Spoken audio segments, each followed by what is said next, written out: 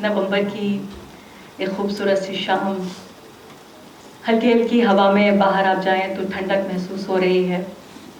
ऐसा लगता है कि राजधानी दिल्ली एक नए मौसम का इस्तकबाल करने के लिए तैयार हो रही है। लेकिन यहाँ इस कमरे में जितने लोग बैठे हैं या स्टेज पे जितने लोग बैठे हैं, जितने बुद्धिमान लोग हैं, उन सब बुद्धिमान लोगों का एक साथ जो अक्ल का वजन है वो इस कमरे के तापमान को मुझे लगता है बाहर से यहाँ के बीच कई डिग्री ऊपर बढ़ा रहा है।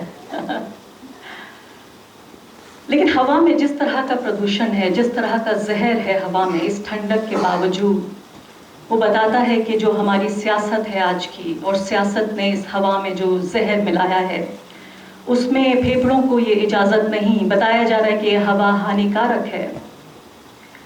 ये हवा फेफड़ों के लिए इतनी हानिकारक है कि सिर्फ कुछ ही सांसें ली जाएं तो ठीक है, इससे ज़्यादा अगर सांसें ली जाएंगी तो हमारे दौर के आका कहेंगे कि ये गैर कानूनी है।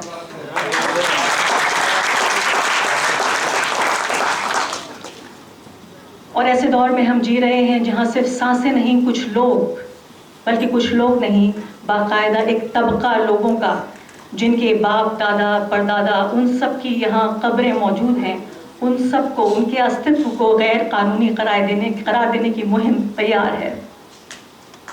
यहाँ इस वक्त मैं देख रही हूँ, यहाँ बैनर पर कुलदीप नैयर साहब हैं, महात्मा गांधी की तस्वीर है, यहाँ सब लोग बैठ रहे हैं, एक दूसरे से सहमत हो रहे हैं, कोई गाली गलौज नहीं है, कोई यहाँ पर डेथ थ्रेट्स, रेप थ्रेट्स नहीं हो रही हैं, जो अक्सर जैसा आजकल माहौल हो गया है।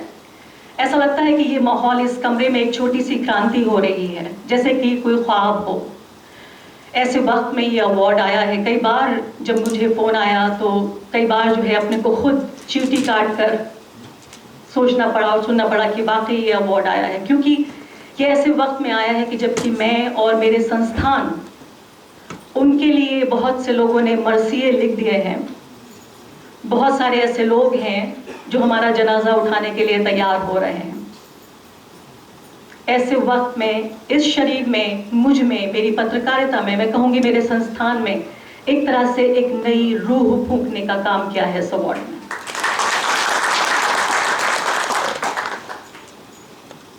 और इस अवार्ड की जो भविष्यवाणी थी, तो मैं सोच रही थी उन 11 ज्योतिषियों ने भी नहीं की थी जिन्होंने T20 वर्ल्ड कप में भारत को जिता दिया था।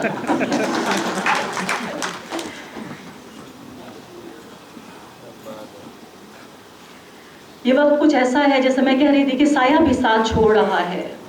ऐसा वक्त है कि जब बिल्कुल सगे रिश्तेदार, बहुत करीबी दोस्त मेरे साथ देखा नहीं जाना चाहते, वो अपने को सुरक्षित रखने का काम कर रहे हैं। अंग्रेजी में उसको सेल्फ प्रिजर्वेशन कहते हैं। बहुत सारे लोग जब मुझे मिल जाते हैं कहीं किसी महफिल में, तो कहते हैं हम आपको फ़ोन नहीं करते इस डर से कि कहीं हमारा नाम भी आपके साथ ना आ जाए। ऐसे वक्त में, और मुझे लगता है कि ये उनसे क्या शिकायत करूं, उन रिश्तेदारों से भी क्या शिकायत करूं जो अपनी महफिलों में, अपनी शादियों में, सालगिरह में आजकल मुझे बुलाते नहीं हैं, क्योंकि मेरे साथ देखा जाना नुकसानदेह हो सकता है। वो मेरी पत्रकारिता से सहमत है, लेकिन उसके बावजूद वो खतरे नहीं उठाना चाहते जो मेरी पहचान के साथ फिलहाल शामिल हैं। और शायद मैं उनको दोष भी नहीं देना चाहती। मैं इसलिए उनको दोष नहीं देना चाहती क्योंकि जिस तरह का फिलहाल माहौल है, अब ये देखिए कि द वायर पर जिस तरह की रेड पड़ी, इत्तेफाक से मैं उस वक्त ऑफिस में मौजूद थी। तमाम कानूनी जो दिशा निर्देश हैं वो ये बताते हैं कि आप किसी पत्रकार का फ़ोन या कोई भी डिवाइस आप पुलिस अपने कब्जे में नहीं ले सकती। लेकिन यहाँ उन लोगों के तो लिए ही गए कब्जे में, उनके फ़ोन्स और लैपटॉप्स, जिन लोगों के केस में नाम दर्ज थे, उनके भी जिनके दर्ज नहीं थे, बिना ये समझे हुए कि एक पत्रकार का फ़ोन सिर्फ पत्रकार का नहीं होता, एक पत्रकार का जीवन सिर्फ उस पत्रकार का नहीं होता, एक पत्रकार का वक्त सिर्फ उस पत्रकार का नहीं होता, तो क्या वाकई उन दोस्तों को, उन रिश्तेदारों को, उन मिलने वालों को हम वाकई दोष दे सकते हैं? क्योंकि जाहिर है जो बातचीत है तमाम, आप ये सोचिए कि एक खबर मेरी छप रही है, या एक खबर देखी जा रही है मेरे केस में, और बहुत सारी दूसरी खबरों पे मैं काम कर रही हूँ। तो ये जो अधिकारों का हनन है, ये सिर्फ एक पत्रकार के अधिकार का हनन नहीं है, ये जनता के अधिकारों का हनन है। और ये समझना भी इस वक्त जरूर है, क्योंकि जो सवाल मैं, मेरे जैसे लोग उठाते हैं पत्रकार, वो सवाल जनता के हैं। जब आप मेरा गला घोटते हैं तो आम जनता का गला घोट रहे हैं। आप नहीं चाहते कि वो जो जनता के सवाल हैं उनका कोई जवाब दे।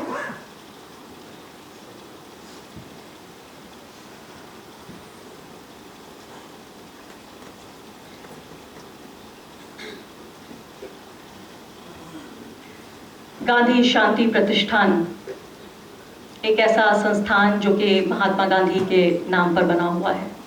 वो महात्मा जिनको उन्होंने एक बार मारा, लेकिन उतने बार मार के उन्हें तसल्ली नहीं हुई। या मैं कहूंगी कि महात्मा को वो एक बार मार के मार नहीं पाए, इसलिए लगातार वो हर रोज महात्मा गांधी को मारने की कोशिश करते हैं। वो महात्मा गांधी को मारने की कोशिश करते हैं जब गौ रक्षा के नाम पर किसी अखलाक, किसी पहलू खान का कत्ल हो जाता है। वो महात्मा गांधी को मारने की कोशिश करते हैं जब राजस्थान का एक 9 साल का बच्चा अपने टीचर की बर्तन से पानी पीने के लिए पीट पीट कर मार दिया जाता है। जब एक दलित को मूंछ रखने पर, घोड़ी चढ़ने पर अपनी जान गंवानी पड़ती है। महात्मा गांधी को उनकी रूह को तभी तकलीफ होती है जब एक मुस्लिम लड़का अपनी स्कूल या कॉलेज स्वीटहार्ट से शादी नहीं कर सकता। उससे मोहब्बत करता है लेकिन शादी नहीं कर सकता क्योंकि वो दूसरे मजहब की है, क्योंकि वो जानता है इसमें किस तरह के खतरे मौजूद हैं उसके लिए, उसके परिवार के लिए।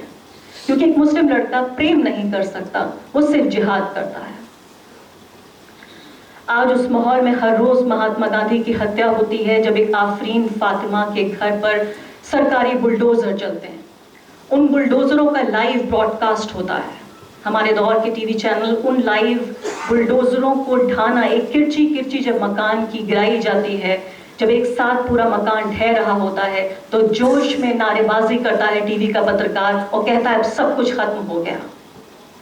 अचानक उसे मलबे से एक पर्चा निकल आता है। उस पर्चे पर उर्दू में कुछ लिखा हुआ है। टीवी का रिपोर्टर जोर से चिल्लाता है। स्टूडियो से लाइव बातचीत हो रही है और वो कहता है उर्दू में लिखा एक पर्चा मिला है, बराबर में फिलिस्तीन का झंडा भी है। लगता है कि आफरीन के परिवार और उनके पिता के संबंध आतंकवादियों से हैं। आफरीन का जब घर ढाया जा रहा होता है तो उस वक्त उसका लाइव ब्रॉडकास्ट इसलिए होता है क्योंकि उस लाइव ब्रॉडकास्ट के लिए एक पूरा नेशनल ऑडियंस तैयार है। हम अक्सर पढ़ा करते थे कि समाज में नए नेता पनपते हैं। पिछले 8 साल में नई जनता बनाई गई है। वो जनता जो आफरीन फातिमा के किरची किरची होते हुए घर, उसके घर के बर्तन, उसकी किताबें, उसके कपड़े, उसकी हर पर्सनल और पब्लिक चीज जब बाहर सड़क पे पड़ी होती है, उसका लाइव ब्रॉडकास्ट हो रहा होता है, तब वो पॉपकॉर्न हाथ में रखकर उस पूरे शो का, उस तमाशे को एंजॉय कर रहा होता है।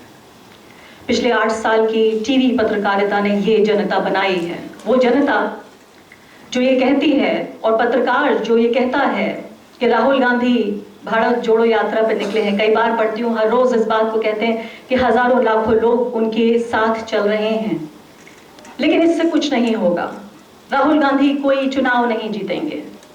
पत्रकार को पता है राहुल गांधी प्यार मोहब्बत की बातें कर रहे हैं, वो भारत जोड़ने की बातें कर रहे हैं। पत्रकार को पता है कि जो बाजार है वो नफरत का बाजार है, मोहब्बत का नहीं। मोहब्बत का स्टॉक डाउन है। उनको पता है कि राहुल गांधी जब तक नफरत के बदले और ज्यादा नफरत, टूटने की विभाजनकारी राजनीति के खिलाफ और ज्यादा विभाजनकारी बातें जब तक नहीं कहेंगे, तब तक उनके लोकप्रियता की, उनकी किसी भी चुनाव जीतने की कोई गुंजाइश नहीं है। ये 8 साल की बनाई हुई जनता है जो एंकर जितना ज्यादा जहरीला होगा, जितना ज्यादा विभाजनकारी होगा, उसे और ज्यादा प्रमोशन दिया जाएगा। शुरू में वो सुबह का 8 बजे का बुलेटिन पढ़ता था, फिर शाम को 5 बजे आ गया। 5 बजे से उसे हिम्मत मिली और ज्यादा नफरत फैलाने लगा। वो बात करने लगा कि कैसे मुसलमान और ईसाई सब विदेशी हैं। वो बातें करने लगा कि कैसे मनुस्मृति में इस तरह की बातें लिखी हैं जिन्हें संविधान में शामिल करना बहुत जरूरी है। वो कहने लगा कि कैसे ये 20 करोड़ जो लोग हैं, ये इनकी पूरी जो वफादारी है उस पर शक करना ज़रूरी है। वो ट्रेनों में बैठे हुए नमाज पढ़ने वाले मुसलमानों की वीडियोस को वायरल करने लगा और फिर उसका प्रमोशन हो गया। वो 5 बजे से 9 बजे की खबरें पढ़ने लगा। 50,000 तनख्वाह मिलती थी, अब 5 लाख रुपए तनख्वाह मिलती है। तो ये नफरत का जो पूरा बाजार है, ये भी पिछले 1 दशक, या मैं बहुत प्रिसाइसली मैं कहूं तो लगभग जो हमारा पिछला 8 साल है, ये उसकी एक देन है।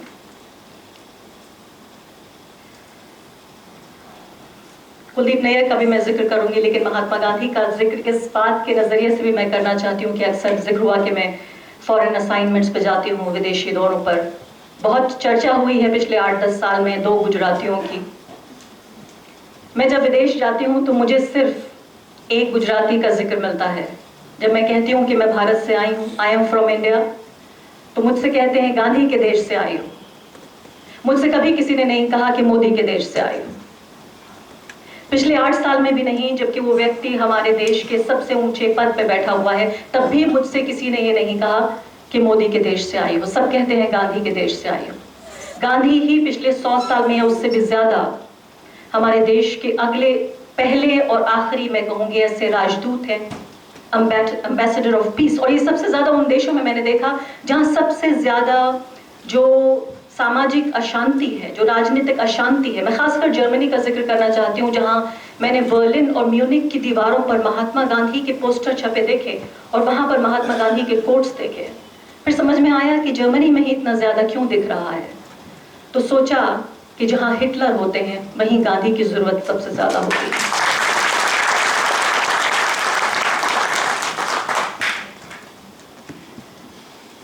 मैं अपने इस एड्रेस को छोटा रखना चाहती हूँ। मैं चाहती हूँ कि शाम जाहिर है लंबी हो चुकी है काफ़ी, और मैं इस वक्त जिक्र करना चाहती हूँ। लेकिन इससे पहले मैं ज़रूर बात करना चाहती हूँ कि रवीश कुमार ने 5 साल पहले इसी मंच से जिन बातों का जिक्र किया था, जिस टीवी के एंकर का उन्होंने जिक्र किया था, कि किस तरीके से ये पहचानना ज़रूरी है। जब ये हम समझते हैं, बार बार इस बात पर चर्चा हो रही है कि पत्रकारिता में आखिर क्या बदल गया है, क्यों ये कहा जा रहा है कि इस तरफ के पत्रकार या उस तरफ के पत्रकार।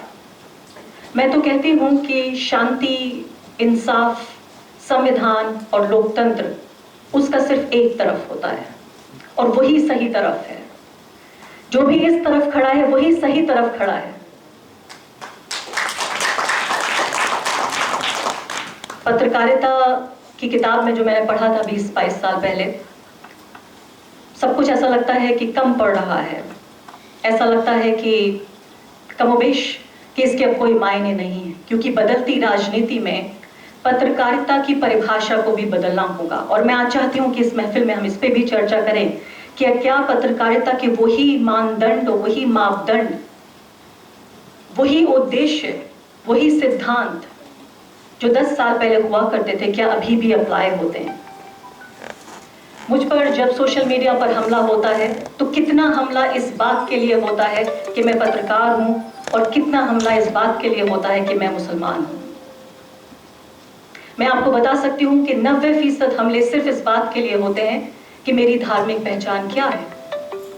हालांकि मकसद उसका यही होता है कि मेरी पत्रकारिता को अटैक करना है, क्योंकि जब मेरी लोकप्रियता बढ़ रही होती है, जब मैं नए आंदोलन कवर करती हूँ, जब मैं लोगों के पास जाती हूँ, उनके मुद्दे उठाने की कोशिश करती हूँ, खासकर हाशिए के समुदाय के लोग, जिनमें ज्यादातर बहुसंख्यक समुदाय के लोग हैं, तो वो ये कहते हैं कि इसकी बात पर यकीन मत करो, क्योंकि ये कोई पत्रकार नहीं है, ये सिर्फ मुसलमान है।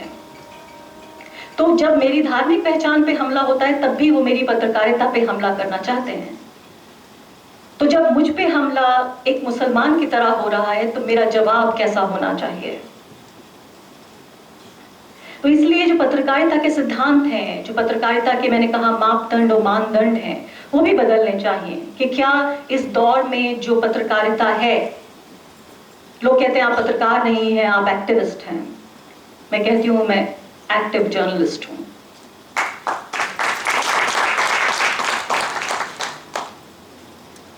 रवीश कुमार कह रहे थे 5 साल पहले कि पत्रकार जो टीवी का एंकर है गुंडा हो गया है। आज मैं उनकी बात को आगे बढ़ाना चाहती हूँ और मैं कहती हूँ कि सिर्फ वो गुंडा नहीं है, उस गुंडे की अपनी एक विचारधारा है। वो गुंडा किस तरह का देश बनाना चाहता है, वो ये भी बता रहा है, हर रोज बता रहा है। वो गुंडा सब पर हमला नहीं कर रहा है, वो हर कमजोर पर भी हमला नहीं कर रहा है। उसके हमले का निशाना बिल्कुल साफ है। वो इस देश को, इस राजनीति को, समाज को एक फांसीवादी देश में तब्दील करना चाहता है। वो 5 साल पहले का गुंडा अब एक फांसीवादी गुंडा है।